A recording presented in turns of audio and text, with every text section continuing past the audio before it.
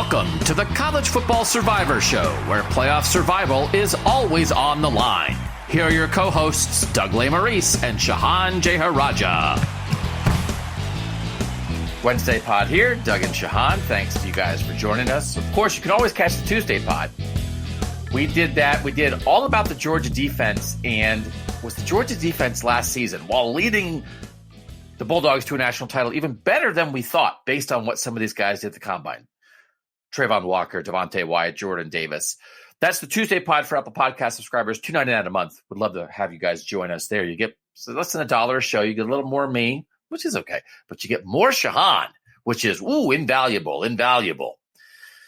Today, we just picked three things we're curious about, interested in, watching as spring football is underway. A lot of teams have been going for about a week for spring football. Some just getting started up this week. A lot of places I'd like to get going before spring break. You get a couple practices in, then everybody can think and ponder and watch film, and you come back and finish it up. As we know, Shehan, 15 practices for the spring. Most teams, that 15th practice is the spring game. We'll start with you. We can go anywhere here. This is a show kind of about the playoff. So, what are some things we're looking at in spring football that are going to maybe matter when we get to the fall in the playoff race? Yeah, well, I'm gonna start with one of the teams that has been in our 4-team sort of, I guess, perennial contender class. And I'm curious, for Oklahoma, what does this new era look like under Brent Venables? And I think more specifically with Oklahoma, how far along does Brent Venables feel like this defense is? Does he feel like this is a personnel thing? Does he feel like, we're 2-3 years out from being able to have the kind of players that we need to have to really compete? Because look, I mean, last year was the worst Oklahoma season since 2014. Which is to say they went 10-2 and still could have won the Big 12. So what does this new era look like under Brent Venables? They're obviously bringing in a new coaching staff with Jeff Levy on the offensive side of the ball, coming from Ole Miss. I'm just curious, where do they feel like they're at? And do they feel like they have a roster to be able to right away put out a team that is kind of created in Brent Venables' image? How much... Are there certain players that we're looking for there? And it's so interesting, the transition. Is it really more the vibe? I mean, this is about as stark of a transition from an offensive football team to a defensive football team as we have. I don't even know what it would compare to. That'd be a great project for you this offseason at CBS Sports, Shehan. Lincoln Riley is perhaps the defining offensive mind in college football of the last decade, and Brent Venables is perhaps the defining defensive mind in college football in the last decade, and one is replacing the other. Is it really vibe? Is that the main thing when you have such a personality switch for a program? I think that's a big part of it. And you mentioned teams kind of flipping from one to the other. Obviously this is my experience because this is a program I covered, but you go from Art Briles to Matt Rule, right? And what happens is, and there's a million pieces of context with why obviously things go bad, but you do go from 10-3 2 years later to 1-11, right? It's because there is this stark transition of what you want your roster to look like, what you want your players to look like. And, you talk about personnel. I mean, a lot of the personnel who you would have liked to have been there, are guys like Perion Winfrey, who is gone, right? Are guys like Nick Benito, who's gone. And so I think that I especially will be looking at sort of the guys that they have on the defensive line, because they've recruited defensive line pretty well. But when you look at Clemson, that was their signature position in a lot of ways. And they did add a couple of guys via the transfer portal. Jeffrey Johnson is somebody who came in from Tulane.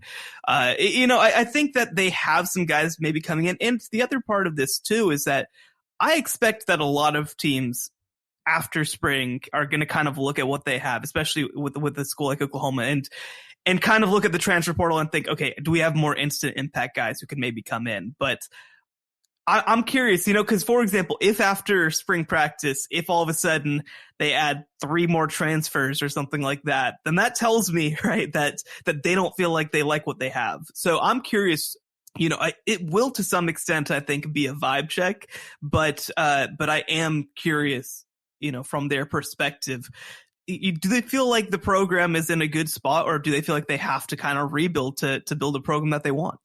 I do think that Baylor is instructive here. What Baylor went through is a little bit of Oklahoma light to go from the Art Briles era, RG3, offensive football, then Matt Rule, now Dave Aranda at Baylor. And Dave Aranda, that's a great defensive mind. And I'm always very curious about the merging of a coach's personality and style and the program's personality and style. Because, and I'll tell you a little story. This is how good of a reporter I am. Now I'm just a podcast host. Maybe I'm not a reporter anymore. But I was very intrigued. People know I covered Ohio State football since 2005. And as we got to the 2010 season and Jim Tressel, that offseason, in his 10th year, I embarked on trying to talk to everybody around Ohio State about the merging of the Jim Tressel sweater vest kind of special teams and defense style of play merging with what Ohio State football was, and that it had become one. And there had been a time, obviously, when Woody Hayes is the defining personality of a place like Ohio State, but Tressel had molded Ohio State in his own image. And his was so distinct, and Ohio State's personality was so distinct, but the merging of them was so interesting to me. And I was calling all these people. I was talking to boosters. I was talking to community leaders. I was talking to people in Tressel's past. And as I was doing all that, is while the NCAA violations that would doom him were taking place. And I was like, do you think he'll be here forever? Do you think that they will name the stadium after him? And so it was a reminder to me of just when you think a guy's locked in, you never know what's going on behind the scenes. But again, I covered Art Briles my entire time in college. I understand. Yeah, you never know. But the merging. So Oklahoma had been shaped in Lincoln Riley's image. Whatever Oklahoma had been before. Bud Wilkinson, Oklahoma. Barry Switzer, Oklahoma. Bob Stoops, Oklahoma. Listen, Jamel Holloway, right? Barry Switzer, Oklahoma. We know what that was. Oklahoma is a great national brand, but the new Oklahoma brand had become Baker Mayfield, Kyler Murray, Jalen Hurts. It had become Spencer Rattler supposed to be. It had Caleb Williams on the way. It had become quarterbacks. It's what's up with Oklahoma football? Quarterbacks, because of Lincoln Riley. But it was one. So now you have to disconnect. Now you rebuild in the image. I think it's always a fascinating process, and the fan base has to go through it, right? Because you identify, I love this team. I love the colors. I love the jerseys. I love the stadium. I love the food we eat on Saturdays, but you also grow to love a style of play, and you love Oklahoma through thick and thin, but man, they're a completely different team right now.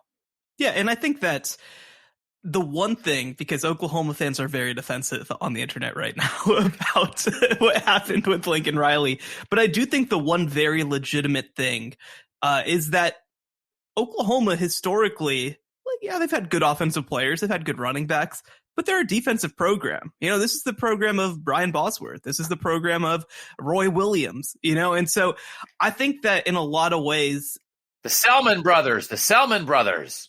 Yeah, exactly.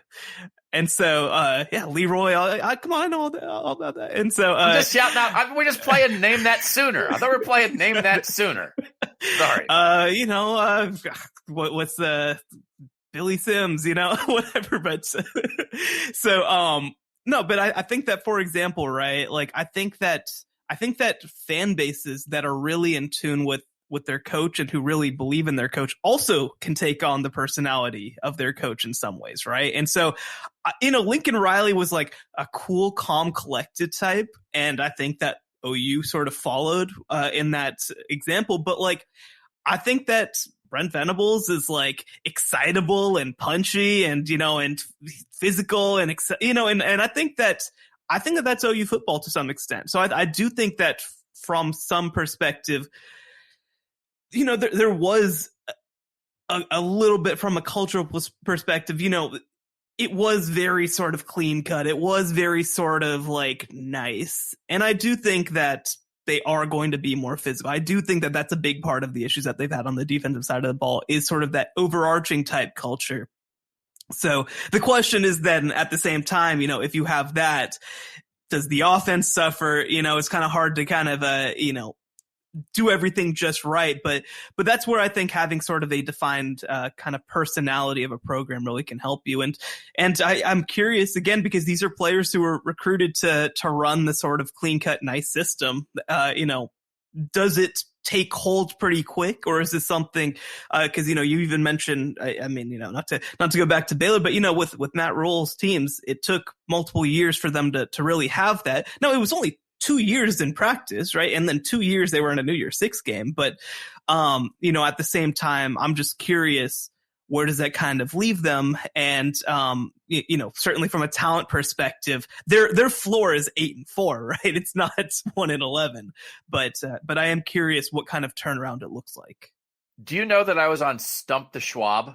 No, I did not know that. Because it makes me want to play, now that we named that sooner, makes me want to play a game show here on the College Football Survivors Show. So I came to Ohio to start covering Ohio State in 2005. Before that, I worked in Wilmington, Delaware for 8 years. I covered Major League Baseball, a bunch of other stuff. Wow. I honestly did not realize that Delaware was a real state. I thought that was just like tax haven, something. Yeah. I mean, it's mostly buildings. So yeah, because credit card shell companies. But it also has a lovely beach, good pizza. So I lived in Delaware. And so they were like starting Stump the Schwab, and they were like, we need contestants. So I went to this bar in Philadelphia, and I'm like, I'm a sports writer. I'm kind of cheating. But I like took a written test, and then they were like, oh yeah, like I think I played a practice game, and I got picked to go record the show. And then I was like, they were so desperate for contestants. I told my best friend, I was like, man, you should try out. He went like the next weekend, tried out. He got picked for the show. So I went and I played. It was me against 3 guys. Stuart Scott's the host. And I beat the other 2 guys. I made it to the final round against the Schwab. And it was like a really fun show. A big thing that I did pretty well at was they had sports pictures, and then they would remove a person from the picture and say, like, who's the person in this picture? Right, like it's Derek Jeter throwing home against the A's, and it's like, who's that baser? It's like, that's Jeremy Giambi. It's like, oh, who's this? It was like right when Tom Watson had done well at a major, and it was like, who's his caddy? And I was like, that's Bruce Edwards. And it's like, I knew Tom Watson's caddy, and that helped me. So I barely beat this guy, and then we go to the Schwab round, and the Schwab smoked me, Shehan. I got absolutely drubbed by the Schwab. I wish it was still on the internet. I've looked over the years, like, can I find my episode of Stump the Schwab? There's not a lot out there. I think Howie Schwab, the guy who was the Schwab, I mean, he's still the Schwab. But when ESPN had a bunch of those layoffs a couple of years ago, I think he was one of the guys that got laid off. So I don't know if they wiped the Schwabs from the library at ESPN. But I won. I got to the final round. I won nothing. They said they were going to send me the ESPN almanac. They never even sent it to me. Oh my gosh. I didn't win a cent. I beat the other 2 guys and made the final round. It cost me money. I had to pay gas to drive to New York and record the show. I got zip. That's crazy.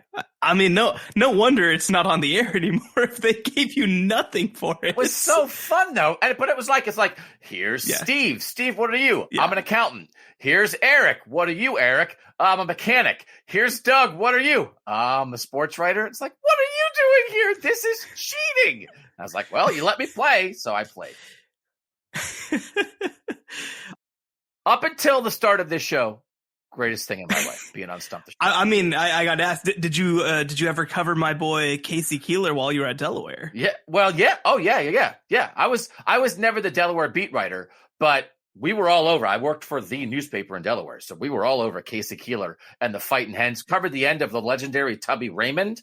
I even covered. I think I'm pretty sure I covered a game in college between Delaware quarterback Matt Nagy and New Hampshire quarterback Ryan Day. So that was like a big game. Awesome. Yeah. So anyway, that's my awesome. Schwab. If you can find my Schwab episode, please tell me, because I'm still searching for it. Because I got to banter with Stuart Scott. So anyway, all right. Mine is Clemson. I'm starting with Clemson. When you said, hey, I'm doing a team that's one of our, I was like, oh man, you're taking my Clemson.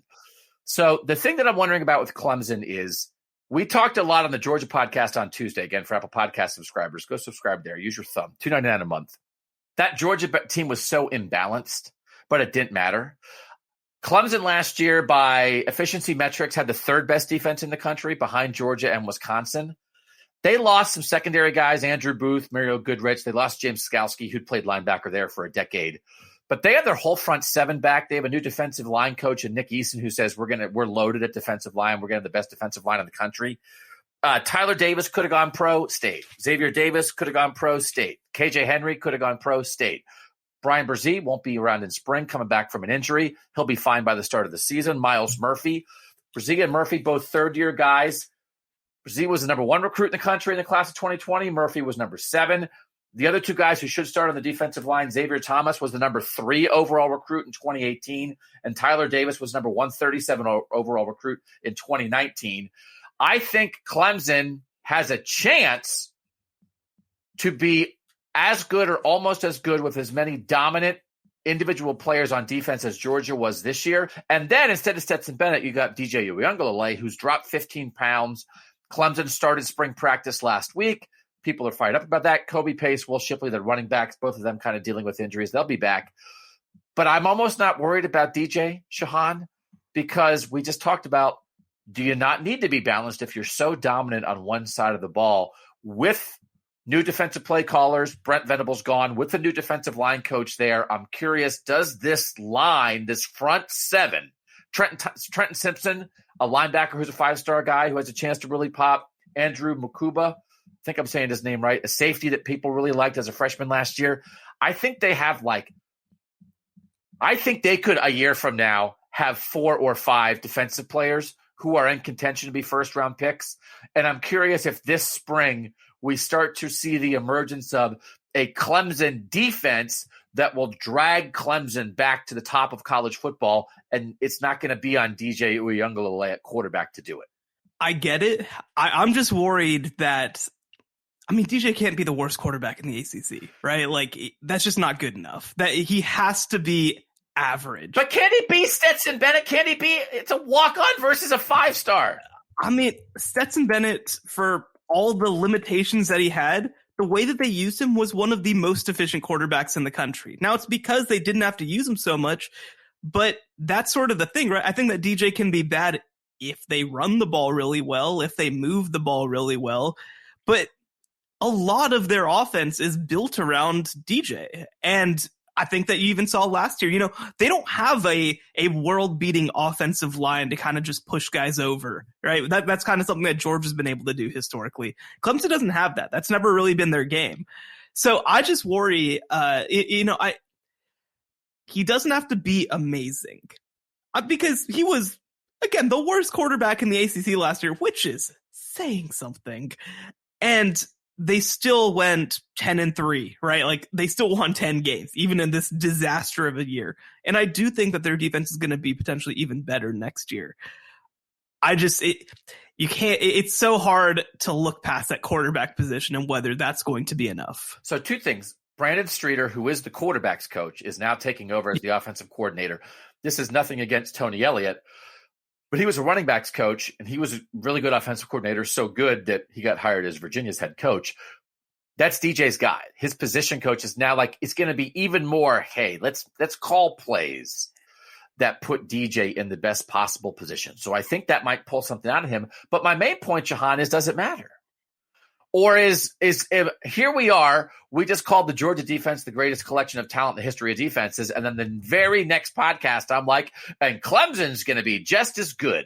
Is that an insane thing to say? Or is this model? Can Clemson follow the Georgia model? Will we start to see this? Will we hear the talk without Brent Venables? Again, parting gifts from Brent Venables. Hey, I'm off to Oklahoma. By the way, enjoy these 5-star defensive linemen that I helped recruit a couple years ago.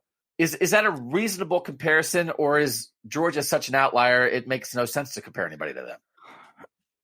I think it's less that Georgia's an outlier because, look, Clemson had the number 3 defense in the country last year, like you mentioned. By every metric, they were an elite defense, and it wasn't enough to get them to the ACC. Now, the nice thing that you say is that they don't play Georgia in the non-conference, right? Their non-conference is much more manageable this year, though they do go to Notre Dame. That's going to be a tough game, but it's not unbeatable.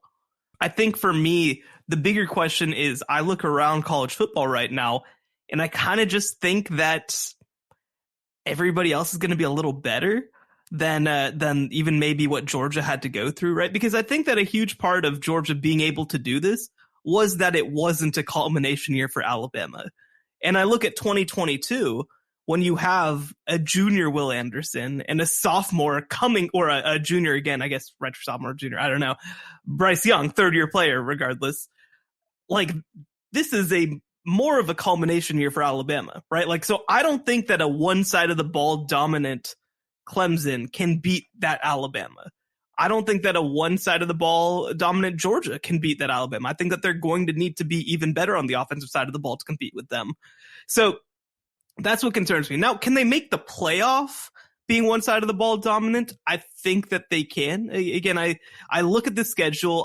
The game that I really have circled for them is October 1st versus North Carolina State. That's a team that beat them last year. It's also a team that has literally never won 10 games, even though they've been 10-win quality before. So I'm really going to be looking at that game because they kind of have to get things figured out pretty quick. They go at Georgia Tech versus Furman versus Louisiana Tech. They go at Wake Forest, and Wake Forest, I think that Clemson's a bad matchup for Wake Forest just because of what they can do on the defensive line. But Wake Forest brings a whole lot back, and then they get NC State. So it's kind of I think that they can probably make it through being defense heavy, but to me, they can't be a national contender if they don't figure out some stuff on the offensive side of the ball. Got to watch for this spring. You guys can Google this. You can follow him on Twitter. Nick Eason, new defensive line coach, Clemson player and captain 20 years ago, played in the NFL, coached in the NFL, coached at Auburn. They brought him in this year, and I think he's going to help. I think he's going to be a huge factor. Everybody does in sort of this new Clemson, this post Brent Venables Clemson. The defensive linemen are talking about this as a guy who wants to put on pads and get out there and play. He thinks they have the best defensive line in the country. They did lose some guys in the secondary. Can Nick Eason, as a new coach, but as a former player at Clemson, which is, you don't hire former players because they're former players, but what a nice bonus it is. Can they drive something? They're going to go about 6 or 7 deep with really, really great talent on that defensive line. Can they drive this Clemson team? And they're going to have a little chip on their shoulder, right? I mean, the whole thing. You have a down year after Alabama did not make the playoff in 2019. All I talked about that entire offseason was angry Bama, angry Bama, angry Bama, and Bama came out and steamrolled its way to the national title. We're going to get a look at angry Clemson. And we haven't seen angry Clemson in a while because we've seen good Clemson. So look for Nick Eason, look for the defensive line, and look for a little anger this spring. Keep an eye on the Tigers. We'll come back with our other 4 teams we're watching this spring. Next on the College Football Survivor Show. Oh, and Shehan, by the way, when we come back, I'm going to give my address in case anybody from ESPN is listening and they would like to mail me the ESPN Almanac from 2004, which I am still owed. After this. In case you missed the last College Football Survivor Show. So that's 5 Georgia defensive players who could go in the first round. They could have 8 defensive players in the first 3 rounds. Then you look through their guys. Jalen Carter, who will be back in Athens this year. He's clearly a future first-round pick at defensive tackle. And then Keely Ringo had the pick that sort of sealed the national championship game. That guy could be a first-round pick. That defense they put out there, was it possible they had 6 or 7 first-round picks on that defense? And did they have 10 or 11 guys who were going to be top 3-round picks in the NFL draft? It is amazing. It is rare, even in the era of talent consolidation. I think we pretty much knew it, but we're getting reminded about it now, how unbelievable the talent for Georgia's defense was. Subscribe now on Apple Podcasts for exclusive College Survivor Show bonus episodes. Doug Lesmerises, Shehan Jeyarajah. My address is 746 Easton. No, none of that's true. I don't want to know. I can't even imagine. There's people who just can't stand me. I can't imagine what people would send me if I gave my real address. Although it would be a good experiment. You know how sometimes, like, you ever do the thing where you send out a bunch of People did this back in the day. You know what the post office is, right? You put a stamp on a piece of paper and it goes. I've heard of it. It's like the caveman version of electronic mail, right? Yeah. But think about this. Think about this. We live in a world where you can just write something down, put it in an envelope, put a sticker on it that costs you like 50 cents, and it will find its way to anyone in the country in a couple days. Now, I know the post office has been a little jacked up last couple of years, but it remains like the idea of like, well, what if we had people going to live places? Well, what if we put numbers on where they lived? And what if we like named where they live so everybody would have like an individual thing?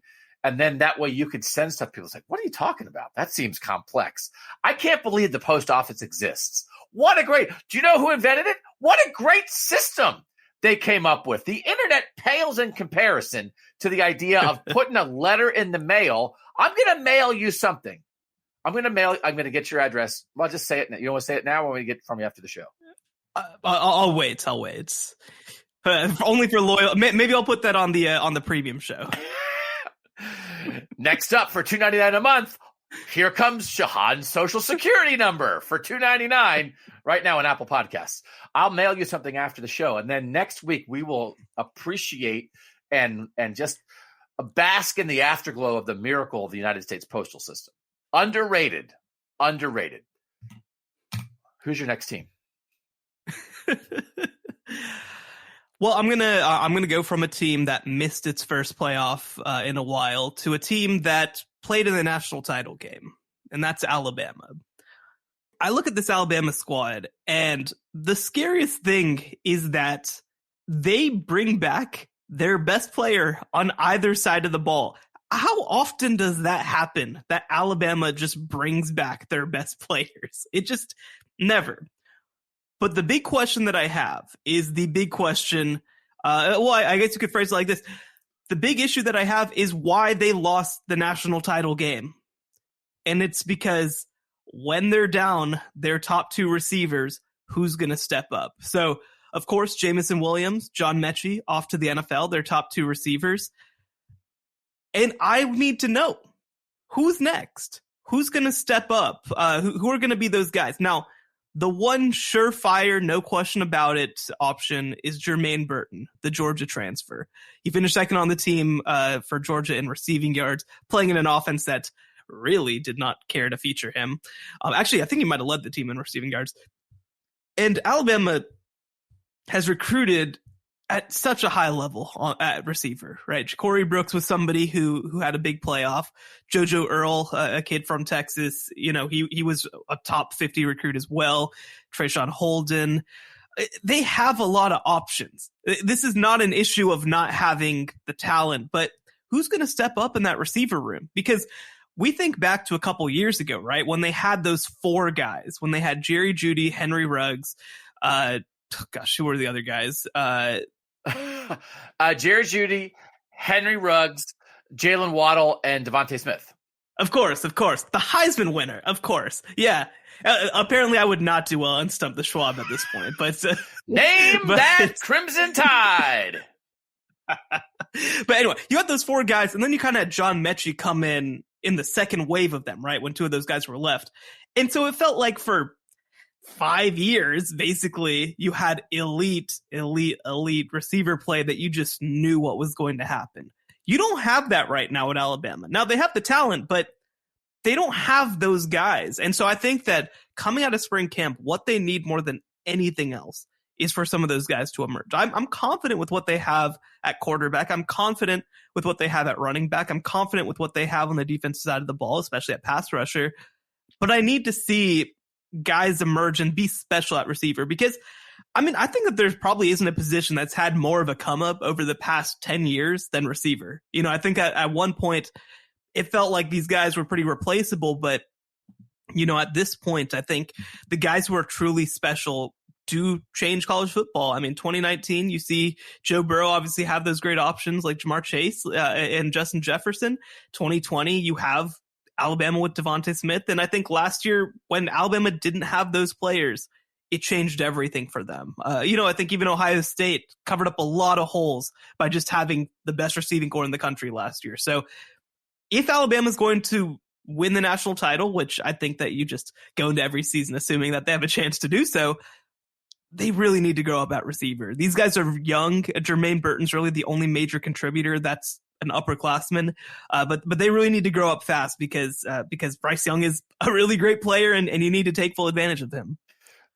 Top 3 receivers gone. Slade Bolden, their third leading receiver, also at the NFL Combine. Among guys who, Cameron Latu as a tight end had more catches, but for receivers, the top 3 receivers all gone. And again, this strategy, Nick Saban playing chess. What's your receiver strategy? We're going to get to the national championship game. Then we're going to see who their receivers are. And then we're going to take one. So in 2020, they said, Jamison Williams, he doesn't seem to be playing here. They take him. In 2021, they play Georgia in the national championship game. That's Jermaine Burton. They don't seem to like him that much. We'll take him. Saban, again, we go back to the thing. Saban warning the world.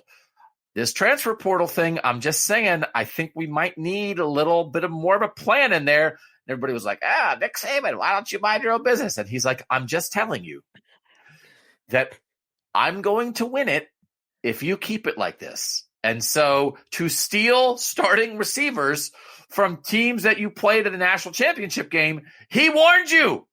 He warned you. He's telling you, people think like Nick Saban is like trying to like with the poker face, like, he's bluffing it. He has 4 aces. And he's like, I have 4 aces. Everybody's like, why don't you not tell us what's in your hand?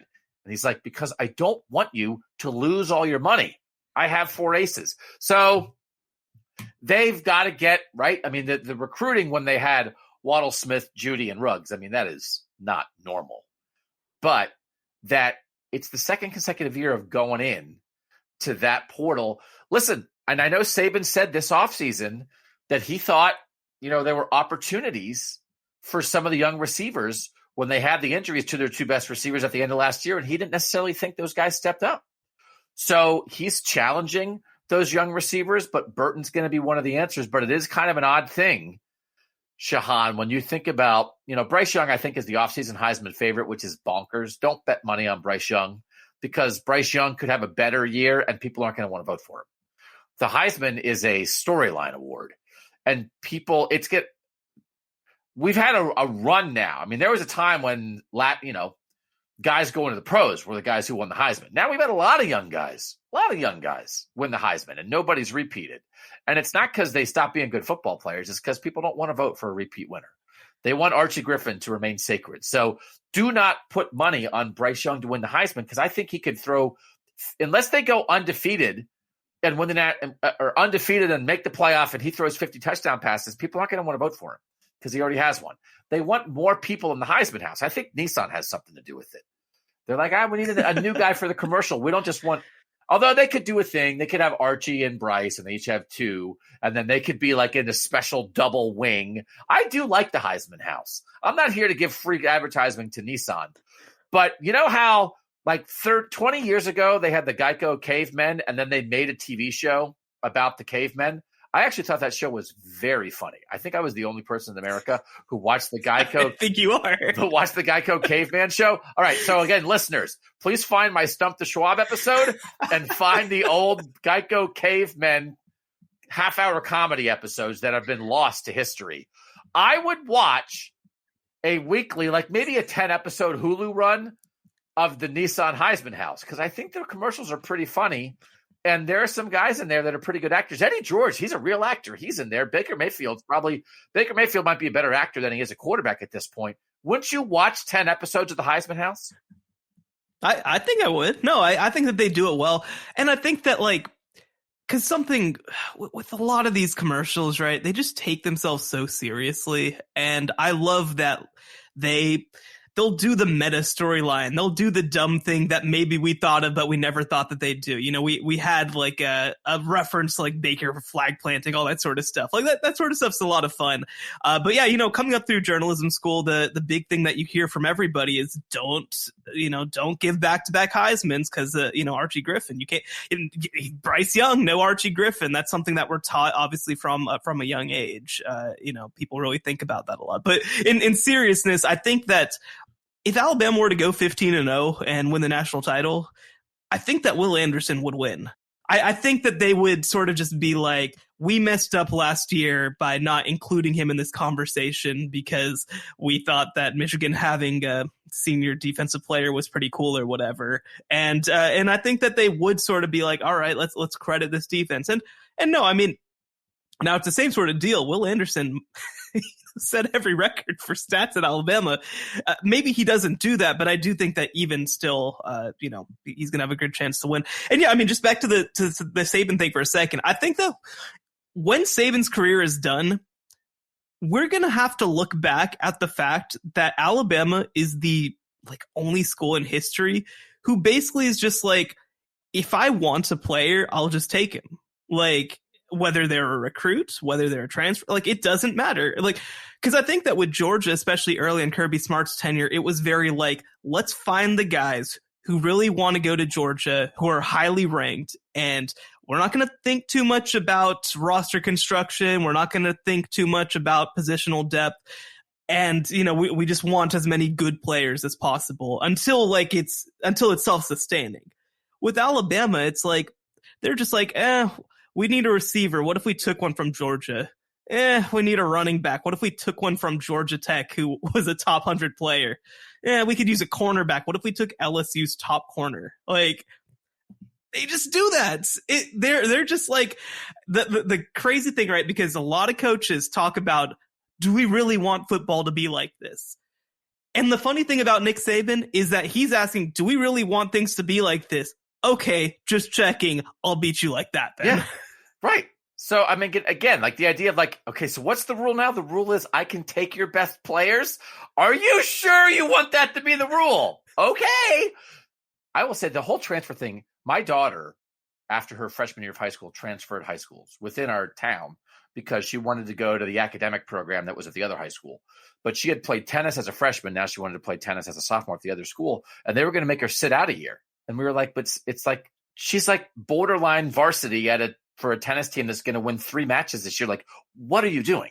Who are you serving by having a person not be allowed to play a sport for a whole year of high school?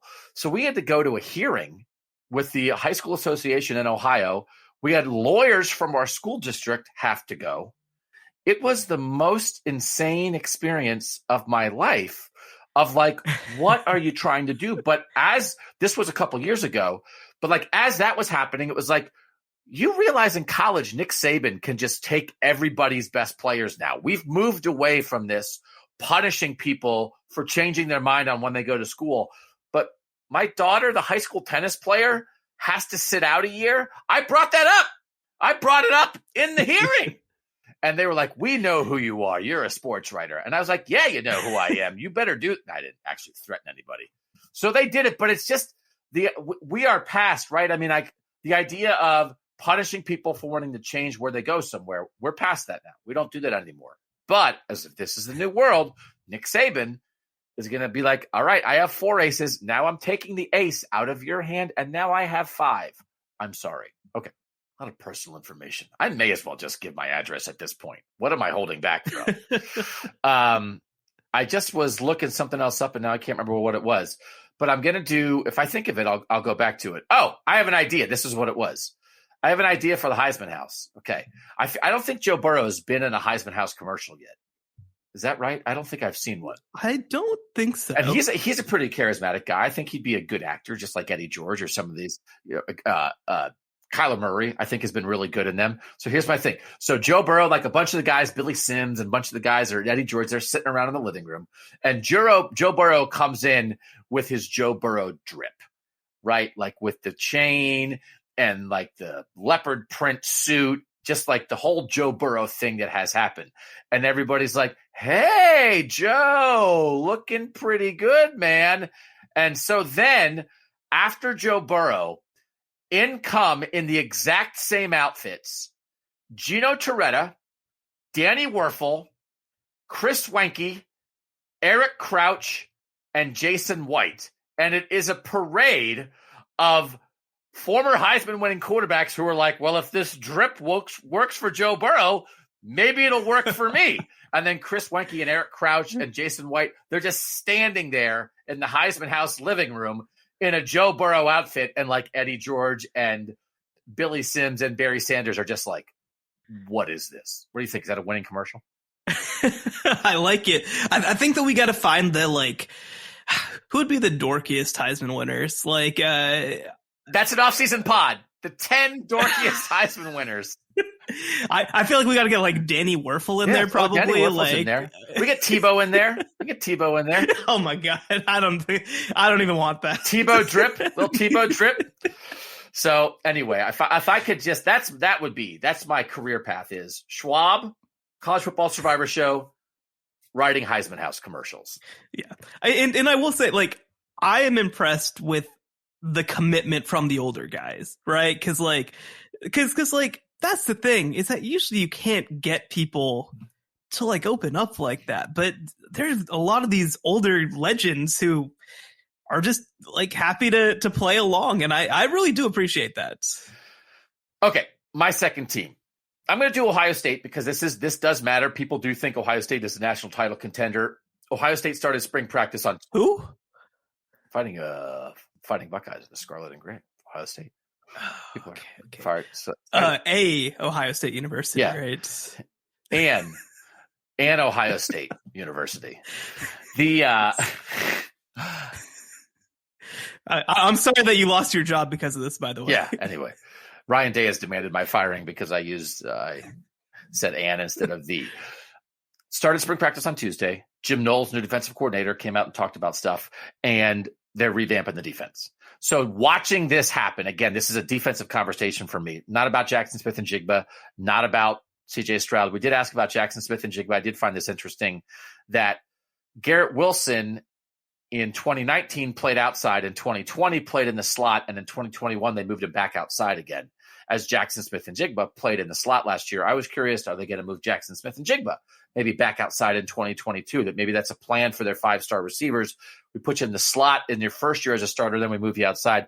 Doesn't sound like that. They're going to move him around the field to get him open, but he's going to stay in the slot. He's so dynamic in there. But defensively is where it matters. Jim Knowles said it's going to be a safety-driven defense for a defense that has relied on edge rushers and cornerbacks.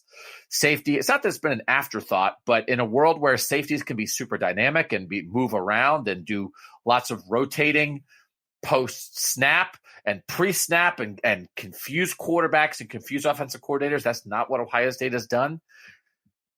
They're going to do that. Court Williams is a guy who's a big recruit a couple years ago, third-year guy. I thought he might be a linebacker. They're going to play him at safety. They want playmaking safeties. And they're going to do this Jack Leo stand-up rush end that Ohio State's traditionally been a four-down lineman defense. This is what Jim Knowles brings. He wants one of those edge guys to be more versatile, drop in coverage a little bit more. They're not working that yet. They're going to let them kind of work just the four-down lineman kind of look for the first couple weeks of spring practice, and then they'll start working that in. But they have to figure out like who that guy is. Is it a guy coming from the linebacker room? Is it a guy coming from the defensive end room? So they have some guys back on this Ohio State defense. Zach Harrison at defensive end. Denzel Burke started at corner last year as a true freshman. Ronnie Hickman was their leading tackler at safety. But there's a lot of guys moving around position, Shehan. They have 2 linebacker spots and 10 guys in the linebacker room fighting for those spots. There is a lot of flux. And so some of it is personnel, but a lot of it is schematically. We're going to watch an entirely new Ohio State defense come together this spring. These 15 practices are really important to figure out who and how. And we know Jim Knowles is good at this, but now he's got to implement it at a place where their defense has not been up to the standard the past 2 years.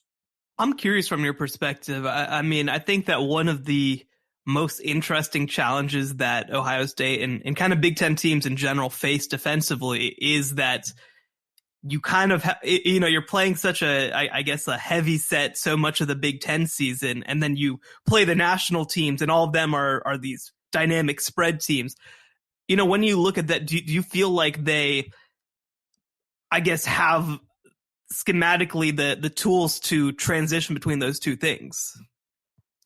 It's like the discussion I've been having about Ohio State football for the past 3 years. I think it is a fascinating discussion that they're kind of one team during the regular season and another team in the playoff. When they played Clemson in the playoff in 2019, they'd played a single high defense with one deep safety the whole year. They played Clemson. It's like, oh, look, they're in two high. They're asking a guy to do something that like he literally has not done the whole year because they had to change.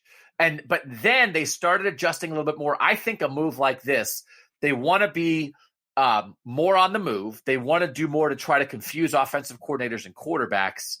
But then they have Wisconsin on the schedule this year. They have Iowa on the schedule this year. And I think in those games, you just got to rely on your talent. All right. Now we're going to probably play 3 linebackers. Now we're maybe going to get not more basic, but it's like, hey, we've got to stop the run and cover tight ends.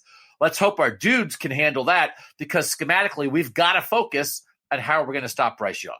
How are we going to stop Caleb Williams? Because the goal for Ohio State is not to win the Big Ten, it's to win the national championship.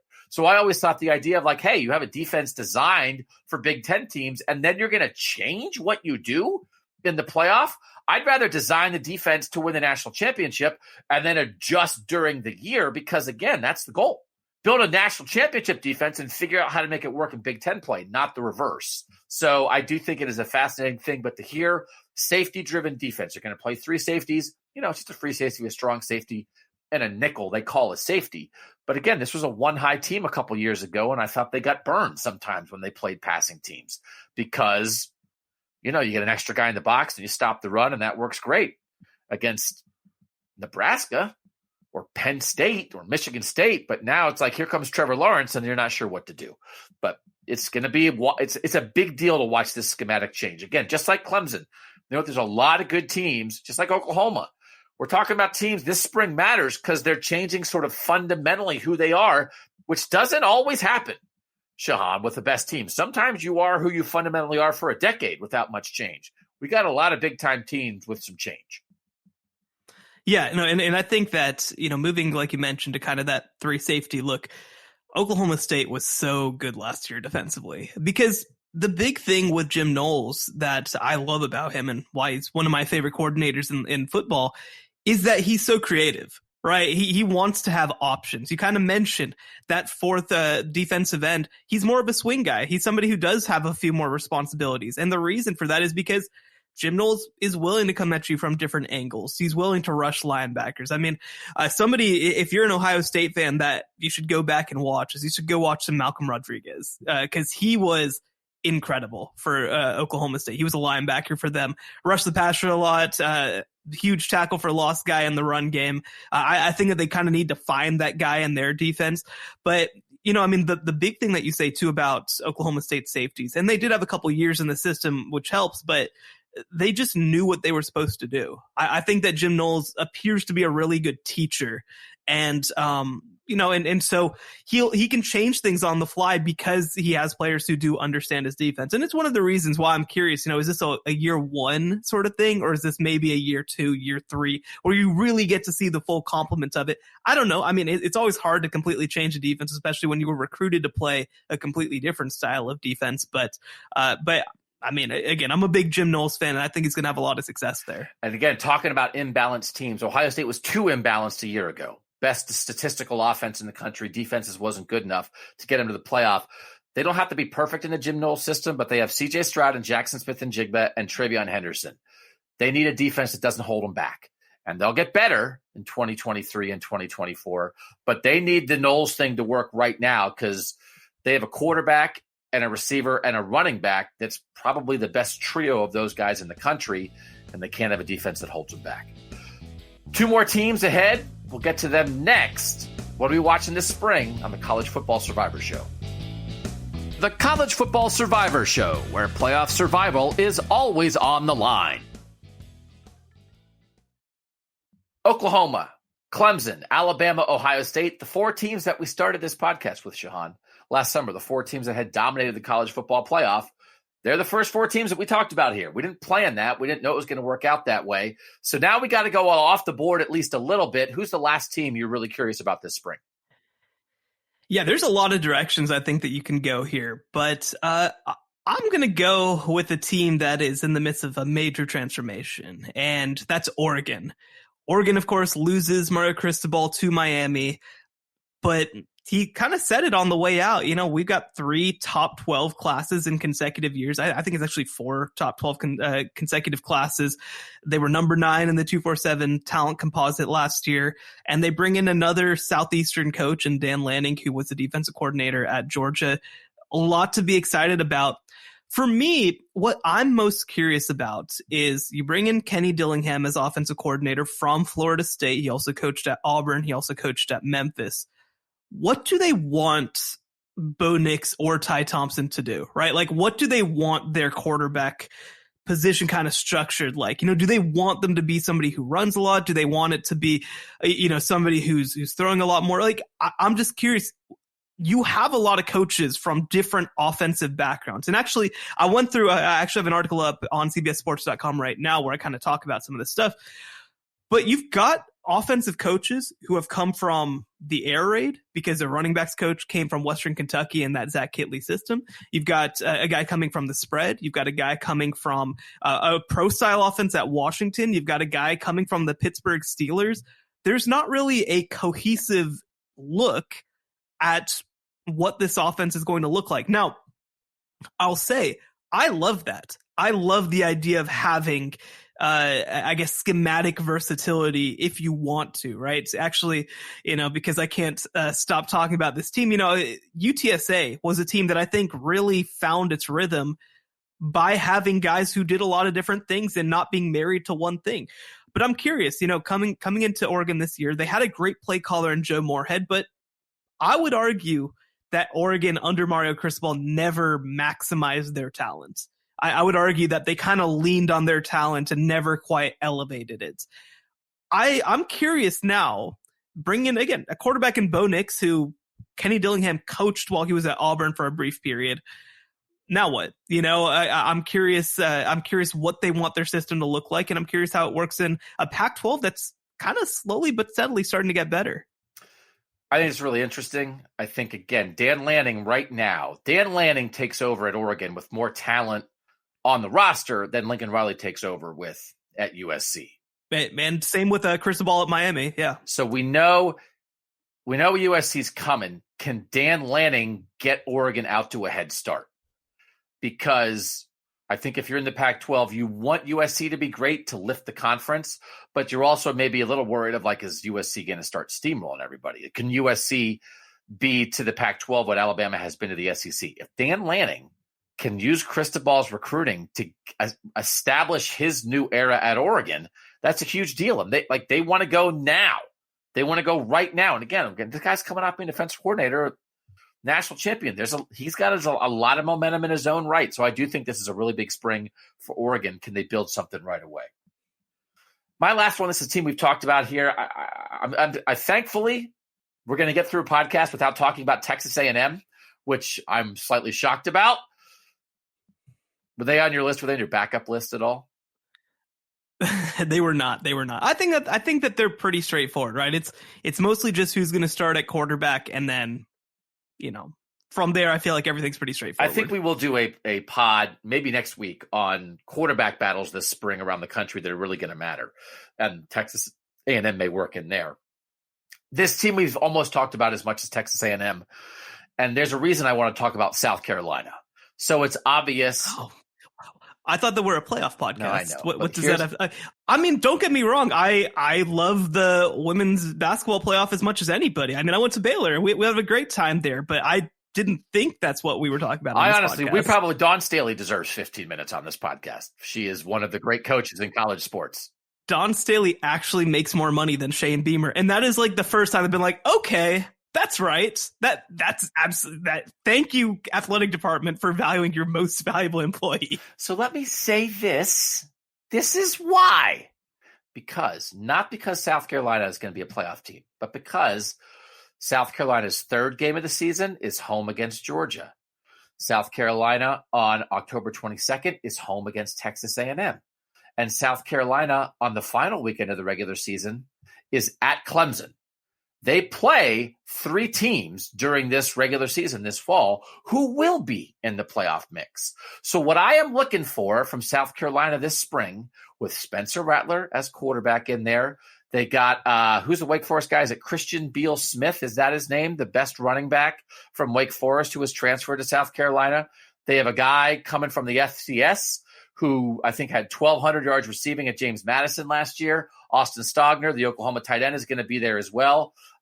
They have some pretty good offensive players back of their own.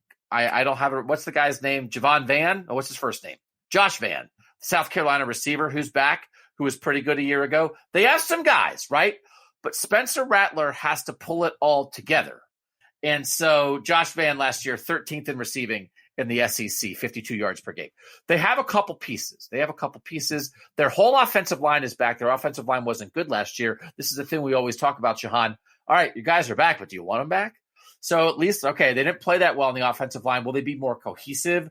Will they come together? Will they protect Spencer Rattler? This is what Spencer Rattler said as South Carolina started spring football practice. I feel totally just refreshed. To be at a new university, a great university like this, I feel a sense of I'm very comfortable here. Knowing Coach Beamer and getting to know all these guys my first month up here, I made a great decision. I'm happy I'm in this position. And like you said, it's the pressure. I feel like the pressure's taken off a little bit this year. But my main focus is just starting up with my team here and get going on spring ball. So listen. If Spencer Rattler feels comfortable, if he's engaged, if he has a couple weapons, I think he can affect the playoff race. But we got to see what he looks like this spring at South Carolina. I know people are out over their skis on South Carolina because they overachieved last year and beat a couple good teams and they won their bowl game. I get it. I'm not having a South Carolina in the playoff curiosity about their spring. I'm having can South Carolina throw a wrinkle into the playoff, just like Texas A&M almost did last year by beating Alabama. They're going to have a chance. If they can win one of those 3 games against Texas A&M, Georgia, or Clemson, they're going to affect the playoff. And Spencer Rattler a year ago was the Heisman favorite. It's a weird situation. You don't often see a guy with this kind of hype and pedigree and raw natural talent change teams in college football. Joe Burrow was not nearly as established. Joe Burrow didn't play at all at Ohio State before he transferred. Spencer Rattler was the dude at Oklahoma. So come on, man. That's not about go Gamecocks. They're going to be in the playoff. It's not a 20-team playoff, so they're probably not going to be in. It's a 4-team playoff. But can't they be a spoiler in here if Spencer Rattler starting this month shows what he might be? So the thing that confuses me about this whole conversation is that we kind of, I think, universally agreed that Spencer Rattler is an extremely flawed player, right? And that he maybe is not as good as we thought and that his decision-making is bad.